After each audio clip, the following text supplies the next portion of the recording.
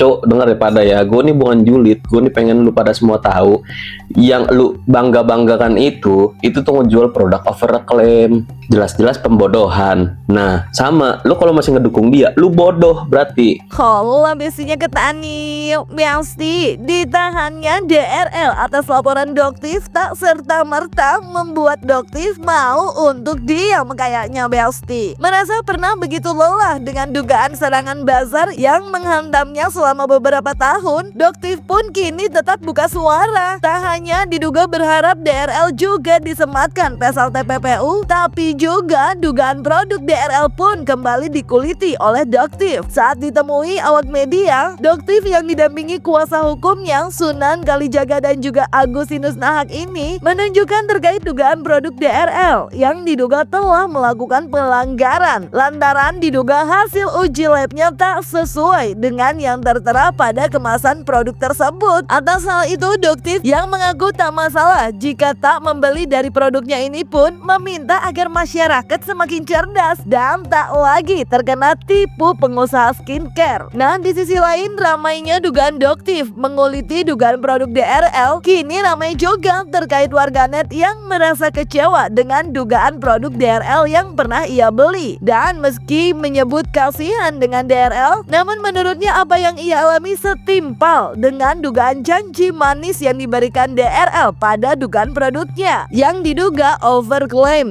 Oke, jadi ini sekali lagi ya, mungkin kemarin sudah sempat Dokter bawa, ini ada Gode Skin Intensive Scalp Treatment ya, yang diproduksi oleh PT Athena Group Industry.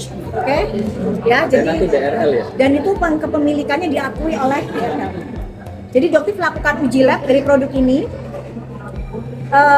Yang pertama yaitu kandungan niacinamide, yang kedua Bang baca di sini ada tulisan, bisa baca ini, kelihatan? Ascorbic acid ya, kelihatan? Nah, ascorbic acid terletak di bagian bawah, niacinamide itu terletak di bagian awal. Tapi isi utamanya itu kebanyakan adalah kandungan alkohol. Jadi ini buat penumbuh rambut, tapi kandungan yang paling besar itu adalah alkohol. Ya, jadi memang ada hanya efek dingin sebenarnya, tapi ini alkohol ya yang paling tinggi gitu. Oke. Nah, karena isinya pertama setelah aqua yaitu etanol. Ya, jadi setelah kandungan aqua itu adalah kandungan etanol. Kita tahu etanol itu adalah kandungan alkohol. Ya, oke. Dan setelah Dokter uji lab, kandungan niacinamide-nya itu ada di angka kurang lebih 1%. Jadi sangat kecil. Oke. Dan lucunya ascorbic acid yang ada di produk ini itu tidak terdeteksi. Padahal ditulis ya di situ. Padahal ada di sini. Nah, ini namanya false claim. Ya, jadi setelah melakukan false claim di stiker tomat WT, tomat busuknya itu, nah, beliau melakukan lagi tapi lebih besar skalanya di pabriknya sendiri. Ya, jadi di sini ada tulisan ascorbic acid, padahal isinya tidak ada. Ya, itu harus ada barang, harus ada di sini. Kalau gitu, ya. Jadi di sini udah jelas, di sini ada dugaan pelanggaran ascorbic acid. Jadi yang Dokter mohon kalian yuk jadi masyarakat yang cerdas, yuk jadi masyarakat yang smart. Kesehatan. Udahlah, orang ini susah banget untuk tobat. Dokter itu sudah mengingatkan bukan 3 tahun guys, sebenarnya 4 tahun yang lalu Dokter sudah melaporkan ke IDI. Ya, sudah pada saat itu masih MKEK, Majelis Kedokteran Etik Kedokteran Indonesia ya. Majelis Kedokteran Indonesia. Jadi pada saat itu sudah dilaporkan. Jadi saudara tersangka DRL sudah disidang guys. Sudah disidang secara tertutup. Tapi beliau tidak pernah berubah. Sampai detik ini akhirnya beliau masuk. Jadi sebenarnya agak aneh, penjual skincare dia masuk dengan ancaman 12+5 karena skincare. Terus kalian masih mau percaya? Itu yang Dokter itu kenapa sih masih banyak kok pengusaha yang lain nggak harus dari Dokter? Jangan, nggak usah kalau misalnya dibilang oh ini persaingan bisnis, Dokter ingin menjatuhkan bisnis, jangan beli dari Dokter. Iya, tuh, fair ya. Jangan beli dari Dokter, beli dari pengusaha yang lain. Syaratnya apa? Dia pertama tidak pernah flexing, dia tidak menggunakan profesi dokternya untuk flexing. Tersangka DRL bisa menginap di dalam tahanan. Jujur, aku sempat kalap beli produknya Dr. Richard. Ku beli 1,9, yang satu 1,5. Kalau ditotalkan hampir 3,5. Yang datang gimana? Aku beli wet tomato, yang datang packagingnya kayak resep dokter umum. Apalagi body lotionnya dipakai itu lengket. Dan maaf, baunya kayak bau kentut. Serius. Dengan segala macam janji manisnya, aku beli juga 2 paket brightening series. Kenapa lah aku beli sebanyak ini? Karena dulu aku belang-belang. Aku kerja arsitek di lapangan. Aku pingin nantinya 1 bulan kemudian harapannya bakal cerah. Dulu mah aku percaya aja, mungkin hasilnya bakal bagus karena Dr. Richard terkenal, orangnya jujur. Zaman itu baru 3 minggu aku coba, ini tomato dibilang abal-abal. Di situ aku berpikir, ini apalah yang ku minum, ini apalah yang ku taruh di muka. Emang betul krimnya lembut, tapi cerah juga enggak, ya enggak kenapa-napa. Ya kayak pakai moisturizer aja. Aku ingat kali waktu dia bikin janji-janji manis, ini bisa mencurahkan halusnya kasmin. Ya Allah, aku percaya waktu itu seperti tersihir. Aku nggak ngerasa ketipu karena waktu itu aku melihat dia adalah dokter profesional. Tapi ketika banyak beredar berita-berita dia memasukkan, dia melebih-lebihkan, aku kecewa. Tapi ini kalau kamu lihat packagingnya memang aduh, bagus, finally found you, Masya Allah. Yang pasti saya turut kasihan untuk keluarganya Dr. Richard. Tapi ini bakal setimpal untuk orang-orang yang udah pernah belanja produk dokter dengan overclaim yang dokter sebutkan. Jujur yang aku harapkan itu setelah dokter kena kasus overclaim, harusnya tuh udah minta maaf biasa aja. Jangan buat podcast sama ustadz-ustadz lah, menghasut ustadz-ustadz untuk membenci ini, membenci itu, menggibahin orang di dalam podcast. Ini ustadznya yang diundang juga ustadz populer. Aku gak paham lagi sih dok, aku sih nyerah. Aku sih nyerah dok. Hikmahnya 3.500.000 ini kubuang. Akhirnya apa? Yang bikin kulit aku mulus adalah skin barrier-nya dijaga. Makan makanan sehat, pola hidup sehat, nge-gym, olahraga, udah kelar.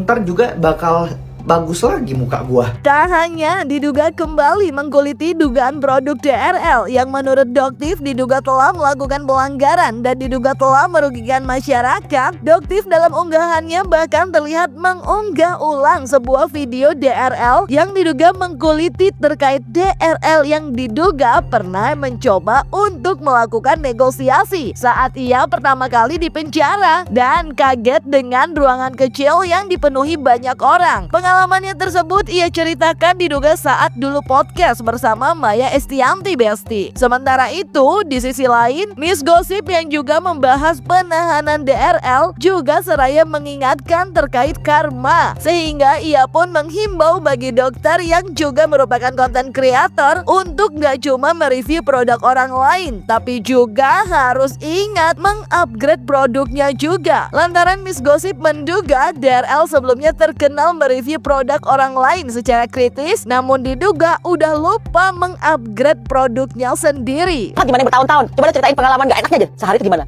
Pengacaraku pada waktu itu berjanji aku tidak akan mencicipi 1 kali pun penjara. Tapi ternyata kan dia berbohong pada janjinya. Jam 10 malam aku dimasukin ke penjara. Itu aku dimasukin ke penjara itu pakai sepatu branded, pakai jam tangan pada waktu itu Rolex. Kayaknya aku satu-satunya deh yang pakai baju merek pada waktu itu. Tapi disuruh buka semua pakai celana pendek. Mama papaku pada waktu itu bawain baju, tuh nggak bawa bajunya apa jaket, baju-baju dingin gitu. Padahal gak ada AC-nya dong. Ditawa ke sana pakai apa? Jangan takut kedinginan di sana. Di sini mah kepanasan. Iya panas banget. Iya pastilah. Jadi pakai celana pendek, lepas semua atribut, kasih ke penyidik, kasih ke sana, masuk ke dalam penjara dan masuk itu tuh aku benar-benar dimainin. Jadi masuk ke pertama kali dalam tuh ngeliat masih bagus penjaranya. Masuk lagi lebih dalam lagi jelek, masuk lagi paling dalam. Ruangan sepeta kecil isinya kurang lebih 70 orang, 80 orang. Berapa kali meter? Kecil banget, saking kecilnya. Ketika semua orang baring itu gak cukup. Jadi kepala ketemu kaki, kaki ketemu kepala. Ketiak ketemu kepala, ketiak ketemu ketiak itu pun masih ada. Ketiak ketemu ketiak gimana sih? Baring kayak gini. Gini, oh gini sama-sama gini. Ketemu ketiak. Jadi kepala di sini. Bisa ketemu ketiak. Dan nggak semuanya bisa baring, jadi harus ada yang berdiri dengan harus ada yang duduk. Oh wow. Dan nggak ada lantainya itu benar-benar lantai nggak ada ini cuma keramik biasa aja, nggak ada bantal. Kamar mandi? Kamar mandi satu rame-rame 80 orang itu dan nggak pakai pintu. Wah kalau udah hantu kentut. Gini barangnya langsung ya. Mohon maaf aku kentut dulu gitu nggak dok? Dan gue mandi. Tahu nggak kenapa aku mandi bunda? Terus kenapa? Begitu aku masuk ke dalam penjara situ, begitu masuk di 5 menit pertama itu aku langsung ngomong, panggil petugas, aku bilang maksud aku, mari kita negosiasi bagaimana kita bisa keluar di sini. Panggil petugas, aku bilang maksud aku, mari kita negosiasi bagaimana kita bisa keluar di sini kayak gitu. Kalau polisi nanti aku yang tangani, kasih duit aja selesai.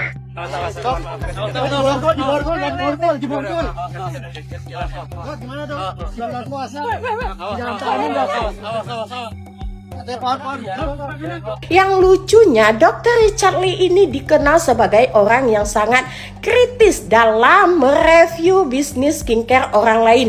Namun ia lupa untuk terus mengupgrade bisnis skincare-nya sendiri. Alhasil jeruji besi menanti. Nah, entah karma siapa yang sedang ditanggung oleh Dr. Richard Lee. Hayo tebak karma siapa ya kira-kira. Terlepas dari itu, Miss Gossip ingin menghimbau kepada seluruh dokter estetika yang merangkap sebagai konten kreator yang sangat kritis dalam mereview skincare, bisnis skincare orang lain, bahkan bisa mematikan bisnis skincare orang lain ya, untuk terus mengupgrade bisnis skincare-nya sendiri. Karena apa? Karma is real ya. Sepandai-pandai tupai melompat, pasti ia akan jatuh juga. Setiap orang ada masanya, setiap masa ada orangnya. Ketika masa itu tiba, Anda harus siap menanggung konsekuensinya. Ya, apa itu? Salah satunya siap untuk dikritisi oleh siapapun juga. Oke, wadidaw. Nah, bahas penahanan DRL yang diduga berkaitan dengan skincare yang diduga overclaim juga. Adik Nikita Mirzani dalam video yang beredar di sosial media buka suara nih Besti, di mana Lintang Seraya ingin mengingatkan terkait dugaan celotehan Niki, sang kakak yang pernah mengingatkan untuk jangan mau dibodohi dan memperkaya orang kaya. Bahkan dalam videonya yang diduga tengah melakukan siaran langsung sambil menjawabi pertanyaan netizen ini, Lintang pun diduga menyindir seteru sang kakak sambil Seraya mengingatkan untuk mulai hati-hati. Cok, dengar ya pada ya, gue nih bukan julid, gue nih pengen lu pada semua tahu, yang lu bangga-banggakan itu tuh ngejual produk overclaim, biar lu pada semua nggak kena tipu. Jelas-jelas pembodohan. Nah, sama, lu kalau masih ngedukung dia, lu bodoh berarti. Begitu, ya. Yeah. Jadi kalau mau bilang gue julid, gue apa, bodoh amat. Gue mau cuma menyurahkan aja yang bener, sumpah. Masalahnya kalau jahat dianya betul, ya apa-apa. Tapi jahat ya, bodoh-bodoh betul sih monyet. Ini capek lihat nih, kan greget juga.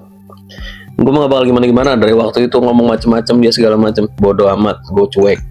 Berdoa aja main di atas, berdoa main di atas.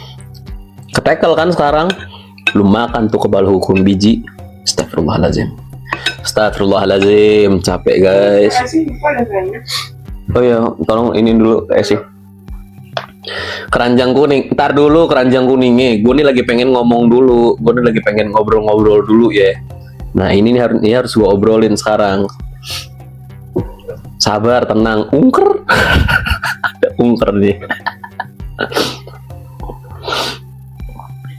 Lihat kan proses hukum yang berjalan alot itu, tapi alhamdulillah. Bravo Polri untuk sekarang.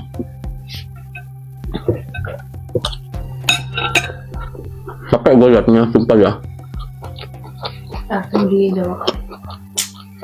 Kan nih, kan produknya dia satu tuh ada yang sama kayak produknya ini, si abu-abu. Yang mana kah produknya itu? Tinggal tunggu aja abu-abu. Tak hanya diduga menyindir Reza Gladys, Lintang yang diduga tengah geram ini juga diduga menyindir orang lain. Di mana dalam video yang beredar di sosial media, Lintang Seraya mengingatkan proses hukum yang sempat alot yang dijalani oleh sang kakak dan ingin melihat proses hukum seseorang yang ia sebut rambut palsu. Apakah yang dimaksud Lintang itu diduga DRL ya Besti? Nggak tahu lah ya. Tapi yang pasti Lintang Seraya mengajak untuk sama-sama mengkawal kasus tersebut. Ini guys, bisa jadi salah satu bukti kan kalau ada yang ngikutin proses pengadilan Niki waktu itu kan ya. Ini bisa jadi salah satu bukti. Kita lihat hukumnya bakal setara atau bakal timpang jauh. Kita lihat ya dari mulai hakim, dari mulai jaksa, dari mulai JPU tuh hakim, JPU, wakilnya hakim, pokoknya lihat dah proses pengadilannya kayak gimana. Asli sih. Ini kalau misalkan ada timpang nih, pada pro semua ke dia nih hakimnya nih sama JPU-nya segala macam. Biasanya kan JPU kan harusnya kontra kan. JPU itu harusnya kontra, JPU itu harusnya melawan kan. Memang JPU itu tugasnya memang buat bikin panas, buat bikin kesel, buat bikin salah ngomong, buat bikin apapun itulah.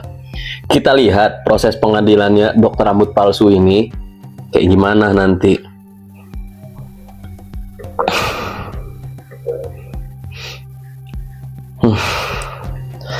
Gua baru dari kemarin gue tenang-tenang, 2 harian gue tenang nih, ketemu lagi begini. Ya udahlah, sekali-kali aja nggak apa-apa. Kita kawal sidangnya, betul, kawal sidangnya ya. Nih mulut receh, cerita netizen, lambe julid, lu klip tiap proses persidangannya. Ntar kalau ada yang timpang, lu naikin langsung di ini, lu bikin VT-nya langsung. Nggak terima gue jujur aja, gue mah nggak terima.